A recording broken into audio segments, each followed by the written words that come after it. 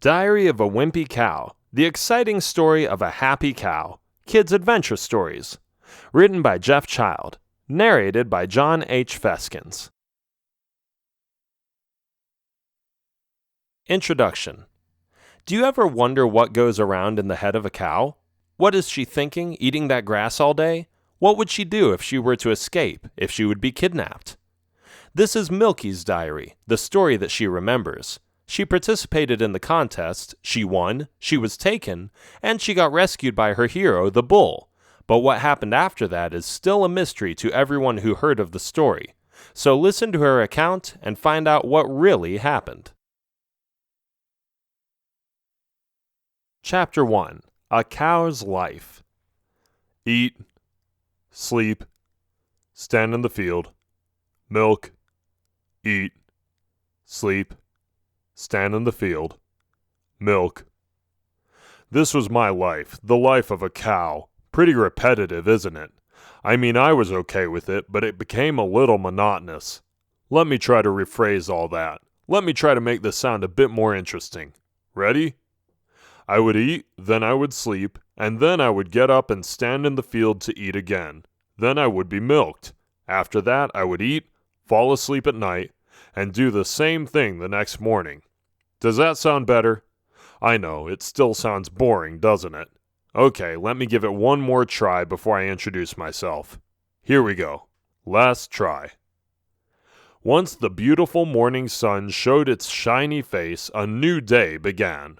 The wonderful life of the cow waiting in the barn was extended by yet another opportunity to reshape the world around her. Delicious fresh blades of grass were waiting, as it were, to be devoured by the herbivore and become the nutritious resource they were meant to be.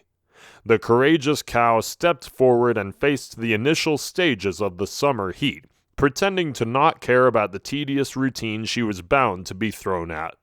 She bent over and opened her mouth while reaching for her next meal. The blades were scrunched to pieces by her targeting teeth. Her stomach stopped growling, and her countenance shone with satisfaction as she betook herself to her resting quarters to lie down after being milked by the diligent farmer who had taken care of her for years. That sounds a lot more intriguing, doesn't it? Okay, fine, I won't bother you with all these difficult descriptive words. The point is that I did nothing else. My purpose was to sleep, eat, and be milked. The rest didn't matter. But I wanted it to matter, and I was a little frustrated about my narrow perspective. Simply said, I wanted more. I wanted to experience life. I mean, don't get me wrong. The farmer was nice. He always took care of me, cleaned up the, stinky stuff that I left on the field. And he made sure that grass would grow there at all times.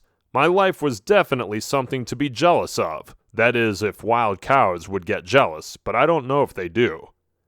Before I forget, my name is Milky, and I will tell you the story of what happened when I was at the cow show.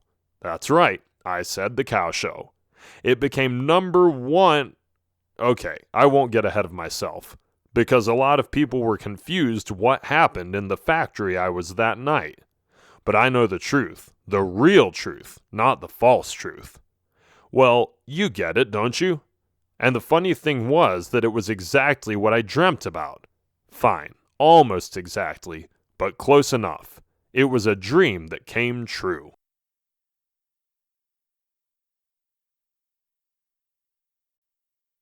Chapter 2. A Cow's Dream. So this is what I dreamt that night. I was having a boring day, as usual, but my dream exceeded my expectations. It was one of the best things I had ever dreamt about. I was alone. I didn't have any friends near me. It was in the middle of nowhere. It certainly wasn't in the field near the barn. More like a desert or something similar to it. It was like a desert with some plants in it. Desert plants, I guess. Anyway, here I was, standing in the middle of the desert with plants. That sounds kind of weird. And what do I see? A big factory. A huge factory. One of those buildings with all kinds of chimneys and lots of smoke and supposed environmental pollution. But what a smell! It smelled delicious. It smelled like a dairy product. Funny, because I probably produced some of that milk myself, or so I assumed. The scent attracts me. It interests me. I love it, and I already feel addicted to it, so the only thing I could do was head towards it following my sniffer. And since there was nothing else but plants in that half-empty desert, it was the smartest thing to do in the first place, don't you think? So yes, I did. I went to the factory and tried to open the door. Stuck. Bummer. Now what? I tried to headbutt through it, but it still wouldn't budge. That would give me a headache for some time. Ouch. I decided to go around the back. I walked around the tall building and was in awe because of its well-constructed functionality. I was more curious than ever to discover what kinds of deliciously scented products this factory was hiding inside its walls. I tried the door on the back of the building and opened it. Finally inside. There it was. It was like heaven. In front of me, I saw the inside of the biggest ice cream factory in the country, maybe even in the world. I slowly walked past the machines and observed the way they all joined each other in processing all those substances into the yummiest food I would ever taste. There were so many different flavors: cookies and cream, chocolate fudge, caramel, fruit mix, passion fruit, pineapple, strawberry, almond, cherry, lime, and double chocolate, to name just a few. The finished packages were all lined up, ready to be shipped in beautiful boxes. I approached this creation of milk and other added elements that resulted into the best of all creations. And no, I couldn't resist. I opened one of the boxes and licked the ice cream with my big tongue. Wow, so good! I decided to taste another flavor. Wow, even better! After that, it was just a matter of eating as much as I wanted, with the greatest variety in my choices applied to the marvelous moment I was in. Ice cream heaven. That was my dream. When I woke up in the morning, I had a super smile on my face that wouldn't disappear for another hour. That night made my day, if you know what I mean. If only it were real, though.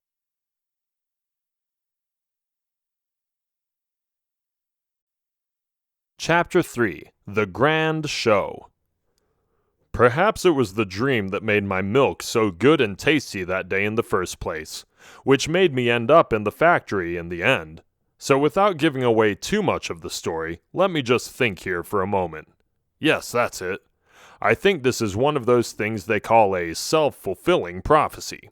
It's weird because the reason I won the show was most likely because of the milk I produced that was more positive and healthier than usual because of my dream.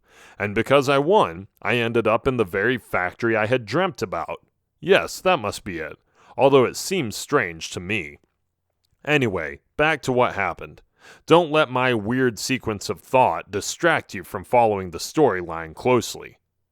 Like I said, the day I dreamt about the ice cream factory was the day the cow show was held. It was a joyous occasion, and farmers from around the country all participated with their various cows to brag, win a medal, and take home some money. Not all of them would be so lucky, but what is winning without being able to laugh at the losers, right? Okay, that sounded a little harsh, but what I am trying to get at is that I was happy that we won for once. You see, I had gone to that show for years and never won anything, but this year was going to be different. The farmer took me to the show, along with a few other cows from his farm. We were on a leash, tied together by a piece of rope. There was a big tent, the one that you often see when you enter a circus. And although this wasn't an official circus, it certainly looked like one. We were put to the side and were obligated to stand next to each other. 12 cows were standing there, waiting for the people to determine who was going to be the lucky cow of the year. "Ladies and gentlemen," the director of the show began, "we will judge these fine cows according to their appearances, their milk, and their responses to their owners." He announced a lot of other mumbo-jumbo, but those first words were the most significant ones. The rest was all meant to entertain the 1,000 plus visitors who attended the cow show. I usually enjoyed the cow show, and this year was no exception. But this year, I was a little happier than in the previous years because I just had a wonderful dream. So perhaps it was the adrenaline, the dopamine, the endorphins, or any other happiness hormones that got me so excited. Whatever takes place in the body and mind of a cow. But this year, I felt great. I was in a good mood, and nobody could spoil it, not even some evil men who... Sorry, just got ahead of myself again. I will tell the story in chronological order.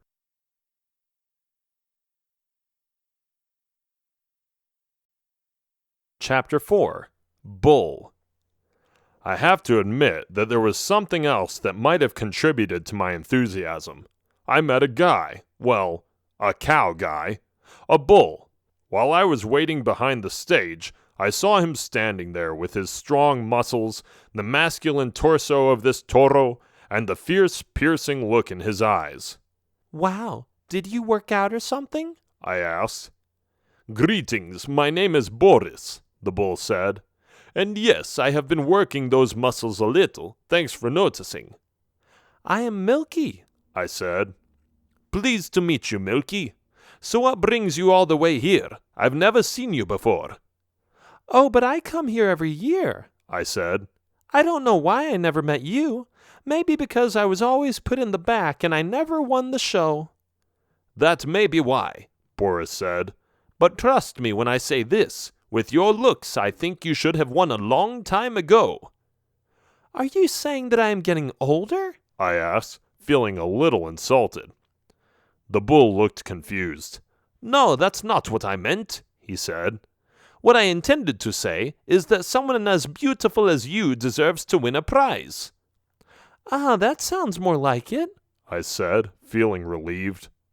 I could hardly believe this gorgeous male was flirting with me, but at that time I wondered if he just did that with all the cows. After all, he was a bull and was naturally attracted to the other gender. So it made me a little skeptical at first. But as we kept talking, I began to trust that he had a particular preference to get to know me better, something that was enormously flattering. "Tell me about your life," Boris said. "I would like to learn more about you." "Ha ha, as if there is anything to know about me. Trust me, Big Bull, I have no life. I do the same thing every day. I don't feel like it is going anywhere, and there is nothing interesting about it. I eat, sleep, and provide milk to my farmer. It's pretty useless." "That doesn't sound useless to me," he said. "It just sounds repetitive, that's all. But not all repetition is useless. Some things are so important that they need to be repeated numerous times." "I guess you're right. So how about you? What do you do?" "Well, I usually do about the same thing, except for the milking, of course. I stand in the field, sleep in the barn, and sometimes they use me for heavy objects, nothing more. But I try to make the most of my time. When the farmers aren't looking, I exercise. I work my muscles and make sure I stay in shape. That way the farmers will see I am healthy and strong. If life isn't interesting, you can make it that way yourself, don't you think?"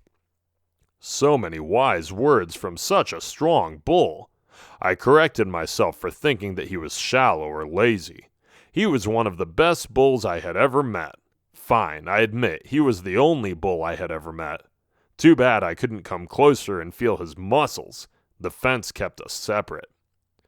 Our conversation was interrupted. We were taken away by the farmers, back into the other room.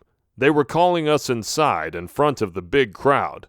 After that, it was all just a matter of going through the motions. The same milking took place, the same little trick of the owners calling their animals, us, the cows, and hoping that we would run towards them, and the same judges walking around us in circles, focusing on what we looked like to give us a number according to our beauty and comeliness.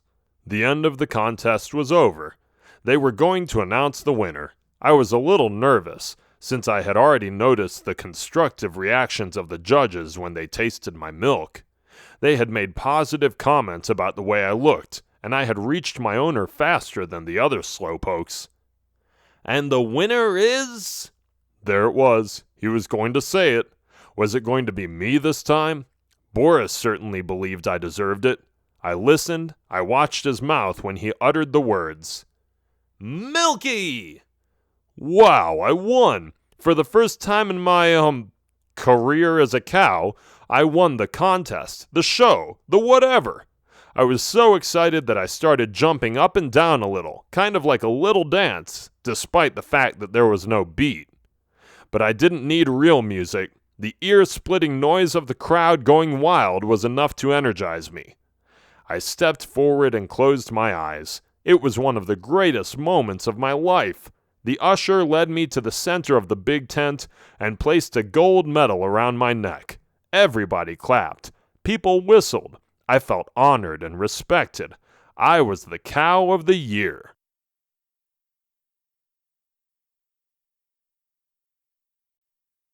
Chapter 5. Cow Napped. The show was over. Some other stuff happened while I was taken to the back and put in a special place for winners. Farmers had replaced my water and had given me some fresh food. The straw was nice and soft, and I fell asleep with a smile on my face. Big mistake. I should have stayed awake. But I didn't, and I was about to face the consequences. When I woke up, 3 men were carrying me into a wagon. Apparently, the area behind the tent was completely deserted. All the visitors were inside, and the farmers were chit-chatting in front of the main entrance, but there was nobody in the back. I was left to these robbers and didn't know what to do. I mooed, trying to alert anyone to come and help me, but to no avail. No one heard me. They were all too busy celebrating and talking. Even my muscled man, the bull, didn't hear me. He must have been asleep or something. The 3 men had taken me, and no matter how much I struggled, they succeeded in putting me in their wagon and taking off to a distant terrain.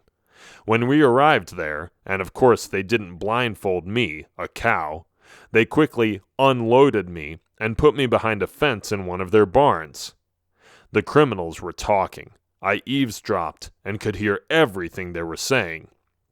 This is the cow the boss wants. He was very clear. Only the winning cow, he said. So watch her and make sure she doesn't go anywhere. Understood. But wait, what are we going to do with her? Are you stupid or something? This cow won the annual contest. That means it's worth a fortune now. We'll squeeze the owner out of his money by threatening to kill her if he doesn't pay up. It's as simple as that. Ah, got it. But hey, what if he doesn't pay us? Are we really going to kill a cow? Of course, you blockhead. It's just a silly cow. It won't make any difference to anyone. Sure, whatever you say. Those were their last words before they walked away.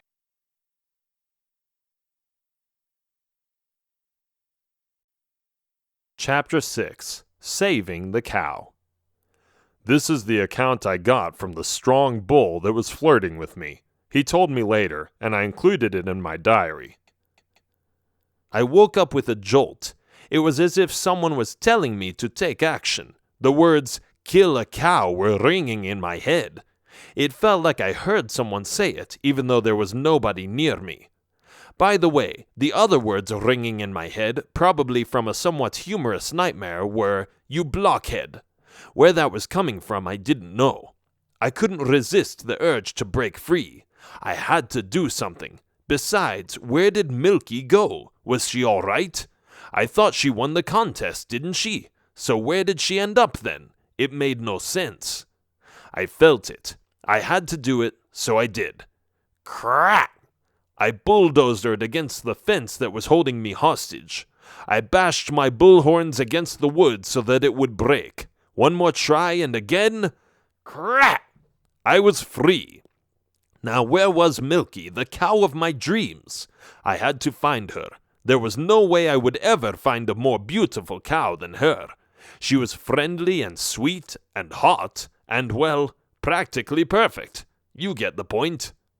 I stormed out the barn and looked around. I let my masculine senses take over. A scent came from a certain direction the wind was blowing in. It was vague, though, But then I saw something that would be most helpful. Tracks. They were caused by wheels. A wagon had stopped here not too long ago. The tracks were still fresh. They were easy to follow. I didn't wait any longer. I was about to headbutt some serious criminal butts with my sharp horns. I ran and ran, following the tracks to the barn Milky was at. I heard her mooing. It was a terribly sad sound coming from such a lovely lady.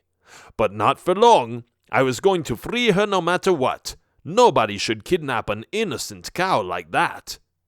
I gazed around for a few seconds. Nobody was there. This was it. I wasn't going to hesitate or linger. It was going to be hard and fast. I rushed at the sturdy fence with my head forward. It was speedy, it was efficient, and I hit it. Crack! Another fence, broken. Mission accomplished. Hi, Milky. Good to see you, I said a little awkwardly.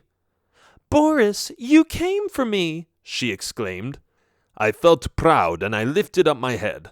Of course, you're my girlie. I couldn't leave you in the clutches of these evil villains. I will always be here, ready to rescue you. Just remember that. Yes, I get it. Let's go before they discover us. But it was too late. The robbers had already discovered us. We couldn't escape anymore. They were waving their pitchforks at us and blocked our way out, but they were about to pay for the wrongs they did. My instincts took over. The testosterone levels in my blood rose dramatically. The skyrocketing energy in my body was ready to explode into a raging outburst. I put one of my feet on the dusty ground and rubbed it a few times as to prepare myself to run at them. I squinted my eyes and had a more determined facial expression than a wolf hunting for a prey. Steam was blowing from my nose, my ears were tightening up. These criminals didn't know what fate would befall them. They were about to get creamed. I dashed at the first one. He nervously held his pitchfork in front of him, trying to impale me, but he failed miserably. Dodging his pathetic attempt to defend himself, I avoided his pointy weapon and banged his stomach so hard he fell over and ended up rolling in the sand. Knockout. Now the next one. He was looking even more worried than the first villain after he saw what I did to him. His hands were shaking, his pitchfork went back and forth, but none of these distractions were able to do me any harm. I had a mission, and I was going to show him who was boss. Bang! Another one bit the dust. Stupid criminal. That will teach you to threaten my lady. Anyone else? The last one was so scared, I thought he would give up. He didn't look as confident as he did before I beat the other two to the ground. I slowly walked towards him. His pitchfork fell. He couldn't cope with the overpowering presence of a real hero, a real bull with spunk and a strength like a lion. He did give up, because when he saw me approaching him, he screamed like a little girl. Then I watched him run away in panic, leaving the two of us behind as the only ones left standing. My hero, Milky said.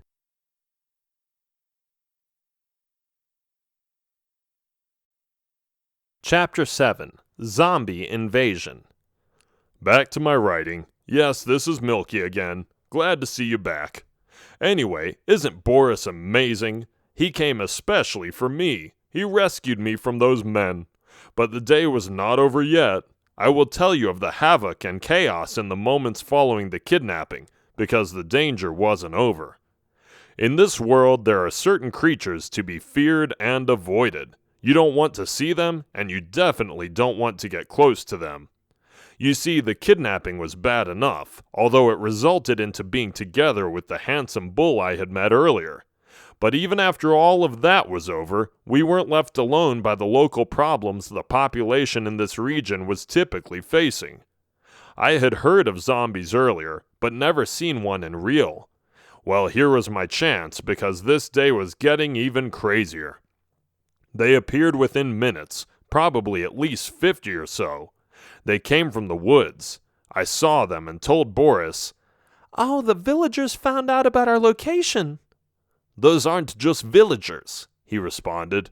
"Those are zombies." What? "They will attack us and eat us if they can," Boris said. "Let's run away as quickly as we can."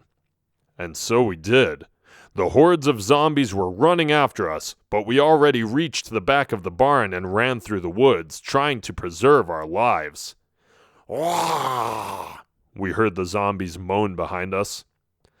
Boris huffed and puffed like bulls typically do, but I couldn't run as fast as he did, so I fell behind. Eventually, I really fell into the sand. Ouch! "Milky!" he shouted when he looked back. The zombies were close now.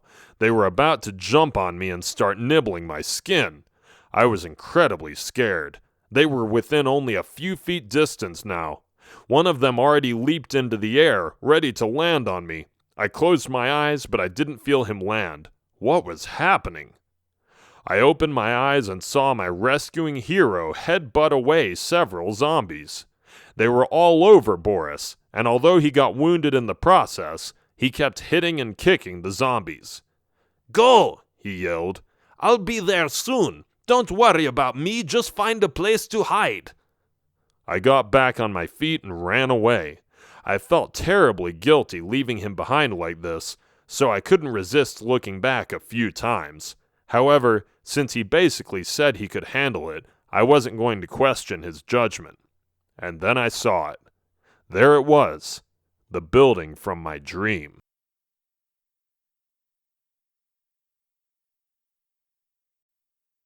Chapter 8. Yummy Milk. I know there is no such thing as happy milk, since milk cannot really experience any emotions. But I decided to call this chapter that way anyway, since we were totally happy when we tasted those dairy products we found. I went around the back of the ice cream factory, just like in my dream, and discovered the door was open, just like in my dream. Was this a coincidence, or was I in some way able to predict the future? I shut the door, but what happened next was different from what I had seen in my dream. After only a few seconds, I heard a loud banging sound. Bang, bang, bang. I didn't know if I wanted to open up. What if the zombies were trying to get in?